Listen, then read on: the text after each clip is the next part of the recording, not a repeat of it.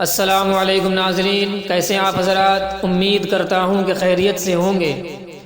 آج میں ایک واقعہ لے کر کے آیا ہوں، ایک قصہ لے کر کے آیا ہوں جو بہت ہی سبق آموز واقعہ ہے۔ اسے اگر آپ غور سے سماعت کریں گے، سنیں گے تو انشاءاللہ آپ کو بہت زیادہ سبق ملے گی، بہت کچھ آپ کو سیکھنے کو ملے گا، بہت ساری آپ کو سیکھیں ملیں گی۔ تو آئیے ویڈیو شروع کرتے ہیں۔ جیسا کہ آپ کی اسکرین پر ہے، آپ نے ویڈیو میں شروع میں دیکھا کہ ایک سید زادی اور ایک مجوسی کا واقعہ۔ کیا مطلب؟ ایک سید زادی مطلب جو سیدہ تھی، خاتون ہے، اور ایک مجوسی جو مسلمان نہیں ہے، ان دونوں کا یہ واقعہ ہے۔ اب آئیے واقعہ شروع کرتے ہیں۔ واقعہ اس طرح ہے کہ ایک سید زادی بیوہ عورت تھی، جو سیدہ تھی، اس کے چند بچے بھی تھے۔ ایک دن وہ اپنے بچوں کو بھوک سے بلکتا روتا ہوا دیکھی تو اس نے سوچا کہ کیوں نہ میں اپنے بچوں کو لے کر کسی رئیس کے دروازے پر جاتی ہوں اور ان سے کچھ کھانا طلب کرتی ہوں اور بچوں کو کھلا کر سکون حاصل کروں گی۔ تو جو سیدہ تھیں، جو سیدہ عورت تھی جن کا شوہر کا انتقال ہو چکا تھا، وہ ایک رئیس آدمی کے پاس پہنچی اور کہا کہ میں سید زادی ہوں، میرے بچے بھوکے ہیں، ان کے پاس کھانے کے لیے کچھ نہیں ہے، آپ سے میری گزارش ہے کہ آپ میرے بچوں کو کھانا کھلاؤ۔ تو وہ رئیس آدمی جو دولت کے نشے میں چور تھا، غرور تھا، مغموم تھا اور برائے نام مسلمان تھا، وہ جو رئیس آدمی تھا جس کے پاس وہ سید زادی گئی، وہ مسلمان تھا لیکن وہ نام کا مسلمان تھا۔ تو جو رئیس تھا وہ کہنے لگا کہ تم اگر واقعی سید زادی ہو تو کوئی دلیل پیش کرو، کوئی ثبوت پیش کرو کہ تم سیدہ ہو، تم سید زادی ہو۔ اس رئیس نے کیا کہا کہ اگر واقعی تم سید زادی ہو تو تم کوئی ثبوت پیش کرو، کوئی دلیل پیش کرو۔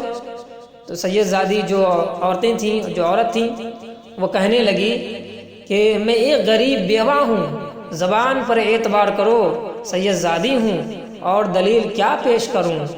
وہ رئیس بولا کہ میں زبانی جمع خرچ کا مقصد نہیں، مطلب کیا کہ اگر تم زبانی کہہ رہی ہو تو تمہارے بات پر میں اپنے پیسے کو خرچ نہیں کروں گا، اگر تمہارے پاس کوئی دلیل ہے، کوئی ثبوت ہے تو پیش کرو، اور کہ تم سید زادی ہو تو میں تمہاری مدد کروں گا، تمہارے بچوں کو کھانا دوں گا۔ تو وہ سید زادی بولی کہ میرے پاس زبان کے علاوہ اور کوئی دلیل نہیں ہے۔ تو پھر وہ سید زادی کیا کرتی ہیں کہ جب وہ رئیس نہیں دیتا ہے، جھڑک دیتا ہے، تو وہ اپنے بچوں کو لے کر واپس چلی آئی اور ایک مجوسی رئیس کے پاس پہنچی۔ وہ مجوسی جو مسلمان نہیں تھا، وہ اب تک ایمان نہیں لایا تھا، تو وہ خاتون جو سیدہ تھی وہ چلی گئی کہاں؟ اس مجوسی کے پاس گئی جو وہ بھی رئیس تھا، اور وہاں پہنچی، اپنا قصہ بیان کیا جیسا کہ پہلے ہو چکا تھا۔ جو پہلے رئیس کے پاس گئی، انہوں نے ایسا ایسا کیا۔ تو وہ مجوسی بولا کہ محترمہ، اگرچہ میں مسلمان نہیں ہوں مگر تمہاری سیادت کی تعظیم و قدر کرتا ہوں، مطلب کہ میں تو مسلمان نہیں ہوں، میں ایک مجوسی ہوں، لیکن اگر تم کہہ رہی ہو کہ تم سیدہ ہو تو میں تمہارے سیدہ کے ہونے پر میں اقرار کرتا ہوں، اور میں تمہاری سیدہ ہونے پر ادب و احترام کرتا ہوں۔ تو اس مجوسی نے اسے اپنے یہاں ٹھہرایا، اپنے یہاں رکھا، اور اس کے بچوں کو کھانا کھلایا اور ان کی بڑی خدمت کی، اور رات ہوئی تو وہ برائے نام مسلمان رئیس جو تھا، جو سید زادی جو خاتون تھی جو پہلے رئیس کے پاس گئی تھی، وہ مسلمان رئیس جو نام کا مسلمان تھا، وہ سویا رات میں، تو اس نے خواب میں کیا دیکھا؟ خواب میں دیکھا کہ حضور سرور عالم صلی اللہ تعالی علیہ وسلم کو خواب میں دیکھا، جو ایک بہت ہی بڑے نورانی محل کے پاس تشریف فرما تھے۔ کن کے بارے میں بول رہا ہوں؟ جو پہلے رئیس جو مسلمان تھا، اس کے پاس جو سیدہ گئی تھی، تو انہوں نے جو بچوں کو کھانا کھلانے سے انکار کر دیا۔ جب وہ اپنے محل میں، اپنے گھر میں سویا تو اس کے خواب میں کون آئے؟ حضور تشریف لائے۔ حضور تشریف لائے تو اس نے فرمایا، رئیس نے پوچھا کہ یا رسول اللہ، یہ نورانی محل کس کے لیے ہے؟ یہ نورانی محل کس کے لیے ہے؟ حضور صلی اللہ علیہ وسلم نے فرمایا کہ یہ نورانی محل اس کے لیے ہے جو مسلمان ہے، مسلمانوں کے لیے ہے۔ تو وہ رئیس بولا تو حضور میں بھی تو مسلمان ہوں، یہ مجھے عطا فرما دیجئے۔ حضور نے فرمایا اگر تو مسلمان ہے تو اپنے اسلام کی کوئی دلیل پیش کرنا، تمہارے پاس اسلام کی کوئی دلیل ہے تو پیش کرو۔ وہ رئیس یہ سن کر بڑا گھبرایا۔ دیکھیے جیسا کہ وہ سیدہ خاتون تھی، اس سے سوال کیا تھا کہ تم اگر سیدہ ہو تو کوئی دلیل پیش کرو، تو یہاں پر حضور اس کے خواب میں آ کر پوچھ رہے ہیں کہ اگر تم مسلمان رئیس ہو، تم مسلمان ہو تو اسلام کی کوئی دلیل پیش کرو، میں یہ محل تمہارے حوالے کر دوں گا۔ تو اس رئیس نے گھبرایا اور حضور نے پھر اس سے فرمایا کہ میری بیٹی تمہارے پاس آئی تھی تو تو اسے سیادت کی دلیل طلب کرے، اور خود بغیر دلیل پیش کیے اس محل میں جانا چاہتا ہے۔ حضور نے کیا فرمایا کہ میری بیٹی سیدہ تمہارے گھر پہ گئی تھی تو تم نے اس سے سوال کیا کہ تم اگر سیدہ ہو تو کوئی دلیل پیش کرو، کوئی ثبوت پیش کرو تو میں تمہاری مدد کروں گا۔ تو حضور نے فرمایا کہ اگر تو مسلمان ہے تو اسلام کی کوئی دلیل پیش کر، میں یہ محل تمہارے حوالے کر دوں گا۔ تو وہ جو رئیس تھا تو کوئی دلیل پیش نہیں کر پا رہا تھا، اس نے کہا کہ حضور اس میں کیا دلیل پیش کروں؟ تو حضور نے یہی کہا کہ جب میری بیٹی تمہاری بارگاہ میں گیا تو تم نے اسے جھڑک دیا، اس کی مدد نہ کی۔ اس کے بعد جو رئیس تھا نام کا مسلمان تھا، یہ سن کر بہت رونے لگا، بہت گھبرایا، بہت پریشان ہوا، رونے لگا، اور بہت رونے کے بعد پھر اسے خیال آیا کہ کیوں نہ اس سید زادی کو میں تلاش کروں۔ پھر وہ سید زادی کی تلاش میں نکلا تو اسے پتہ چلا کہ وہ سید زادی فلاں مجوسی کے گھر پر قیام پذیر ہے۔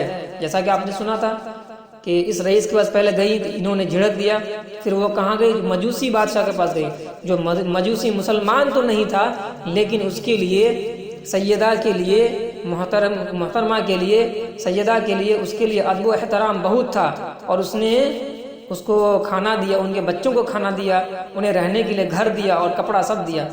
تو پھر جب یہ رئیس کو پتہ چلا کہ اس مجوسی کے گھر وہ خاتون ٹھہری ہیں، تو یہ بادشاہ جو ہے، رئیس جو تھا، اس مجوسی کے پاس پہنچا اور کہا کہ 1000 روپے لے لو اور وہ سید زادی میرے سپرد کر دو، کیونکہ اب اسے لالچ لگ گیا تھا کہ وہ نورانی محل جو حضور نے خواب میں دکھایا تھا، اس محل کے لالچ میں اس عورت کی تلاش میں گیا، اس خاتون کی تلاش میں گیا، اور مجوسی سے کہنے لگا اے مجوسی 1000 روپے لے لو اور وہ سید زادی میرے سپرد کر دو، میرے حوالے کر دو۔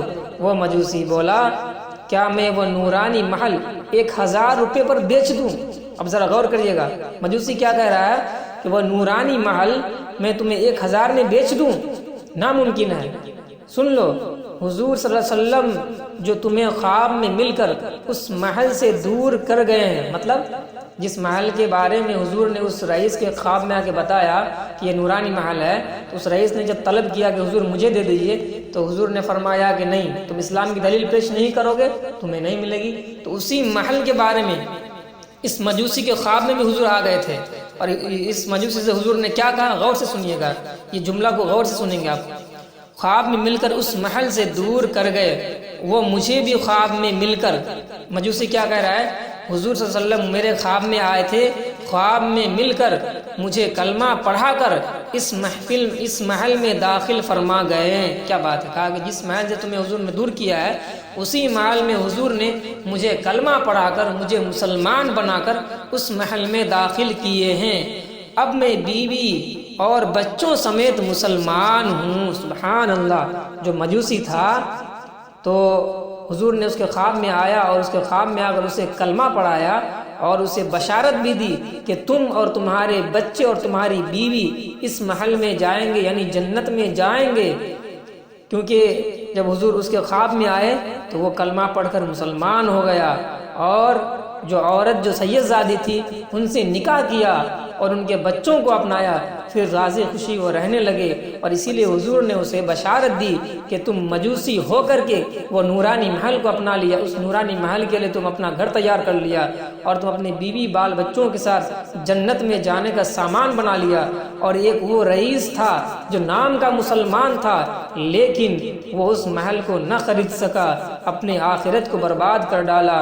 تو ہمیں سبق کیا ملا کہ کوئی ضروری نہیں ہے کہ اگر دولت آپ کے پاس ہے، شہرت آپ کے پاس ہے، بادشاہت آپ کے پاس ہے تو آپ جنت خرید سکتے ہیں، آپ جنت میں جا سکتے ہیں، یہ ضروری نہیں ہے۔ اللہ تعالیٰ اگر چاہے کسی کافر کو بھی ہدایت دے دے، کسی نافرمان مسلمان کو بھی ہدایت دے دے، اگر وہ ہدایت کے راستے پر آ جائے، اس کے دل میں کسی سیدہ کے لیے، کسی سید کے لیے احترام رہے اور حضور کی کسی سنت پر عمل کرے تو اللہ تعالیٰ چاہے گا تو اسے ہدایت دے سکتا۔ جیسا کہ آپ نے دیکھا یہ مجوسی تھا، مسلمان نہیں تھا، ایمان پہلے نہیں لایا تھا، لیکن اس کے دل میں ایک سیدہ عورت کے لیے اس کے دل میں احترام و ادب تھا، اس لیے اللہ تعالیٰ اور اس کے محبوب کو یہ پسند آیا تو حضور نے اس کے خواب میں آیا اور بشارت دے دی کہ تم مسلمان ہو جاؤ، کلمہ پڑھ لو اور تم اس نورانی محل کے مالک بن جاؤ اور تم اپنے بال بچوں کے ساتھ جنت میں چلے جاؤ۔